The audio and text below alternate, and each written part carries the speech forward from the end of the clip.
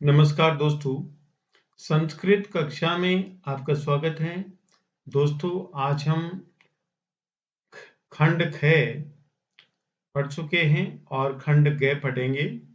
अनुप्रयुक्त व्याकरणम, ये 25 अंक की आती है। क्वेश्चन नंबर 5 पढ़ेंगे कि अधोलिखित वाक्येषु नीचे लिखे वाक्यों में रेखांकित पदेषु रेखांकित पदों में संधि अथवा संधि विच्छेद करके लिखिए। केवलम प्रश्न चतुष्टयम। तो यहां पर जो शब्द है संधि युक्त पद इतस्ततः है। यहां पर जो स है बीच में, इत और तय के बीच में, तो इस स के स्थान पर विसर्ग हो जाएगी। लेकिन क्यों हो जाएगी? तो इधर देखिए, इस विसर्ग के इधर तय है और इधर तय है। तो विसर्ग के बाद में तय होने पर इस विसर्ग के स्थान पर स हो जाता है, ये से।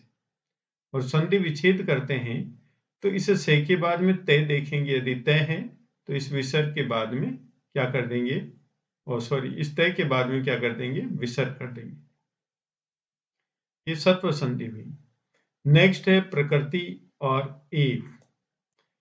तो देखिए, विसर्ग से पहले यदि ए आ को छोड़ करके अन्य कोई स्वर होता है और विसर्ग के बाद में कोई स्वर होता है या वर्ग का तीसरा चौथा पांचवा अक्षर होता है या ये रे ले वे है होता है, तो इस विसर्ग के स्थान पर रे हो जाता है। तो यहाँ पर देखिए, विसर्ग के स्थान पर रे हो गया और रे में ये एक ही मात्रा जोड़ दी गई, तो यहाँ पर प्रकृति रेव हुआ। ठीक है। नेक्स्ट उदाहरण है उदीरित है अर्थ है। यहाँ पर विसर्ग के पहले कोई स्वर हो या और विसर्ग के बाद में कोई स्वर हो या वर्ग का तीसरा चौथा पांचवा अक्षर हो या ये रेले हो, तो इस विसर्ग के स्थान पर तो ओ हो जाता है। और यदि इधर ए होता है तो इसके स्थान पर ये अवग्रह चिन्ह हो जाता है, ऐसा। तो ये बना हमारा उदीरितो अर्थ है। नेक्स्ट है एचिरादेव। यहां पर जस्तु संधि है। क च ट त प के स्थान पर ग ज ड द ब, तो इस तय के स्थान पर क्या हो जाएगा, द हो जाएगा। यहां पर द, ठीक है। और तय में ए जुड़ जाती है तो शब्द बन गया हमारा एचिरात एव। इसको बोलते हैं जस्त्व संधि। अब अस्मात् प्लस नगरात देखेंगे। अस्मात् प्लस नगरात, इसमें ऐसा है कि प्रथम शब्द के अंतिम वर्ण यदि वर्ग का पहला अक्षर और इसके बाद में वर्ग का पंचम वर्ण हो, तो ये जो पहला वर्ण है ये अपने ही वर्ग की पंचम वर्ण में बदल जाएगा। तो यहां पर भी तय के स्थान पर न हो जाएगा, तो ये शब्द बनेगा हमारा अस्मान नगरात। नेक्स्ट है अधोलिखित वाक्येषु रेखांकित पदानाम समासम विग्रहम व प्रदत्त विकल्पेभ्य चित्वा लिखत। नीचे लिखे जो वाक्य हैं इसमें समास लिखना है। यहां पर जो है यथेच्छम, इसका समास लिखना है। तो यथा अव्यय है और इच्छा है, यथा के स्थान पर अनतिक्रम में जोड़ेंगे और जो इच्छम है इसको इच्छाम करेंगे। तो इच्छाम अनतिक्रम में ये हमारा समास होगा। इच्छाम अनतिक्रम में अव्ययीभाव समास। नेक्स्ट है पिक काकव।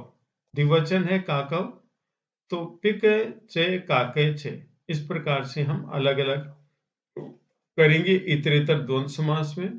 तो देखिए पिके चे काके चे, ये आंसर हो जाएगा पिके चे काके चे। नेक्स्ट है देवेन रक्षित है, तृतीय तत्पुरुष समास है। तो यहां पर जो पहला शब्द है देवेन, इसमें विभक्ति का लोप कर देंगे, केवल देव रखेंगे मूल शब्द, तो हमारा आंसर हो जाएगा देव रक्षित है। नत पृष्ठ है, ये पर यहां पर कौन सा समास है, बहुब्रीहि समास है। नत पृष्ठ है, झुकी हुई पीठ है यस्य जिसकी से वह नत पृष्ठ है। ठीक है। नेक्स्ट है उपनीडम। उपनीडम, उप के स्थान पर हम समीपम का यूज करते हैं और उप के बाद में जो शब्द होता है उसमें षष्ठी विभक्ति का प्रयोग करते हैं। तो नीडस्य समीपम, क्या हो जाएगा, नीडस्य समीपम। ये जहां पर जो ये आप डे देख रहे हैं, इसको आप डे पढ़ेंगे। क्या पढ़ेंगे दोस्तों, डे पढ़ेंगे। यदि डे होता है तो कोशिश करता हूं, यदि डे होता है तो कोशिश करते हैं, तो नीडस्य समीपम होगा। ये क्या होगा, नीडस्य समीपम, ये होगा नीडस्य समीपम। ये डे हो गया, नीडस्य समीपम। ठीक है। नेक्स्ट है क्वेश्चन नंबर 7। अधोलिखित वाक्येषु रेखांकित पदानां प्रकृति प्रत्ययो संयोज्य विभज्य व उचितम उत्तरम विकल्पेभ्यः चित्वा लिखत। प्रकृति प्रत्यय लिखना है रेखांकित वाक्यों में। तो रेखांकित वाक्य है भगवान। भगवान में जैसे वान है, भग के बाद में वान, तो वतुप प्रत्यय होगा, भग प्लस वतुप। ठीक है। नेक्स्ट है महत प्लस तव, ये फल शब्द की तरह चलता है, महत्वम, महत्वे, महत्वानी। तो यहां पर आपको महत्वम जहां पर दिखता है उसको करेक्ट करेंगे, महत्वम। ठीक है। नेक्स्ट है नामधेया, इसमें आ है एंड में, तो यहां पर प्रत्यय होगा टाप, नामधेय प्लस टाप होगा, नामधेय प्लस टाप। क्या होगा, नामधेय प्लस टाप। ठीक है। नेक्स्ट है ये नामधेय प्लस टाप प्रत्यय होगा। नेक्स्ट है नीति प्लस ठक, तो आगे शब्द क्या दे रखा है, कर्तव्यम। तो नीति प्लस ठक भी नपुंसकलिंग होगा, नैतिकम, नैतिकम। जो नीति है या न है, ठक प्रत्यय में जो ई है इसकी वृद्धि हो जाएगी, ई का आई हो जाएगा, ई का आई हो जाएगा, और ठक प्रत्यय का शेष होता है अक। ठीक है। तो नपुंसकलिंग जैसे फलम, फले, फलानी, तो नैतिकम, नैतिके, नैतिकानि, इस प्रकार से रूप चलते हैं। नृत्यातिरेकम का तव विशेषता, यहां पर विशेषता है और विशेषता में प्रत्यय है, विशेष प्लस तल प्रत्यय है। किसी भी विशेषण के बाद में यदि तल प्रत्यय जोड़ते हैं तो तल प्रत्यय का एंड होता है ता, और तल प्रत्यय चलता है किसकी तरह, लता शब्द की तरह। वाच्यस्य नियमानुगुणम उचित विकल्पम चिनुत। जैसे गणेश बोल रहा है कि सुरेश किम त्वम रामायणम पढ़सी, क्या तुम रामायण पढ़ते हो। तो सुरेश कहता है आम, हाँ, मया रामायणम पठ्यते, मेरे द्वारा रामायण पढ़ी जाती। तो सुरेश उत्तर देगा किसमें, कर्मवाच्य में। तो कर्मवाच्य में जो कर्ता होता है वो तृतीया विभक्ति में बदल जाता है, तो अहम मया में चेंज हो जाएगा। गणेश बोलता है कि किम त्वम श्लोकान स्मरसि, क्या तुम श्लोक याद करते हो। तो सुरेश कहेगा आम, हाँ, मया, मेरे द्वारा श्लोका स्मर्यन्ते, श्लोक याद किए जाते हैं। तो ये जो श्लोकान है इसको प्रथमा विभक्ति में चेंज कर देंगे हम। ठीक है। नेक्स्ट है गणेश किम कक्षायाम आचार्य कथाम पाठयति, क्या कक्षा में आचार्य कथा पढ़ाते हैं। आम, कक्षायाम आचार्येण कथा पठ्यते, पाठ्यते, पढ़ाई जाती, यह आंसर होगा। ठीक है।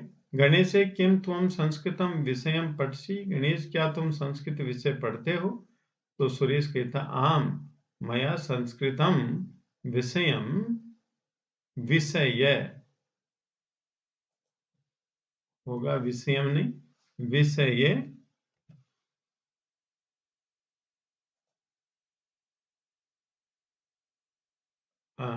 पठ्यते, यह आंसर हो, पठ्यते। नेक्स्ट है अधोलिखित दिनचर्यायाम रिक्त स्थानानि कालबोधक शब्दैः पूर्यन्ताम, केवल प्रश्न चतुष्टयम। यहाँ पर जो 5 दे रखा है इसको हम लिखेंगे पंचवादने, पंचवादने, सुरेशे प्रतिदिनम पंचवादने उत्तिष्ठति। फिर सपाद चतुर्वादने लिखेंगे, सपाद चतुर्वादने ऐसे, तो सौरभे सायं सपाद चतुर्वादने क्रीडति। फिर है गीता, गीता में विसर्ग नहीं आएगी। गीता सार्धसप्तवादने गीतम गायति। गीतम गायति क्या लिखेंगे? सार्धसप्तवादने। ठीक है। अब है 10:45 रवि प्रातः है पादोन एकादशवादने। 15 मिनट को हम पादोन बोलेंगे, 30 मिनट को सार्ध बोलेंगे। ठीक है, क्या बोलेंगे? सार्ध बोलेंगे। 30 मिनट को 30 मिनट को सार्ध बोलेंगे और 45 मिनट्स को क्या बोलेंगे? पादोन। और 15 मिनट को सपाद बोलेंगे। एक बार फिर 15 मिनट को सपाद, 30 मिनट को सार्ध और 45 मिनट को पादोन बोलेंगे। ठीक है। साइं 4:15 बजे जना चायपानम कुर्वन्ति। तो यहाँ पर यदि वादने लिखा हुआ रहता है तो हमें वादने लिखने की आवश्यकता नहीं रहती है, तो वादने हटा सकते हैं हम। ठीक है। तो सायं सपाद पंचवादने जना चायपानम कुर्वन्ति। इस प्रकार से हम आंसर लिख देंगे। ठीक है। तो एक बार फिर देखेंगे। 15 मिनट के लिए सपाद, 30 मिनट के लिए सार्ध, 45 मिनट के लिए पादोन का प्रयोग करते हैं। 10वां क्वेश्चन, प्रदत्तै विकल्पै उचितम अव्ययपदम चित्वा वाक्येषु रिक्तस्थानानि पूरयेत्। केवल प्रश्नत्रयम्। छात्राः कार्यक्रमामग्नि। छात्र कार्यक्रम में मग्न है। कहाँ मग्न है? अत्र, यहाँ। या फिर संप्रति। संप्रति होगा इसका आंसर, अत्र नहीं होगा। अब छात्र कार्यक्रम में मग्न है तो संप्रति आंसर होगा।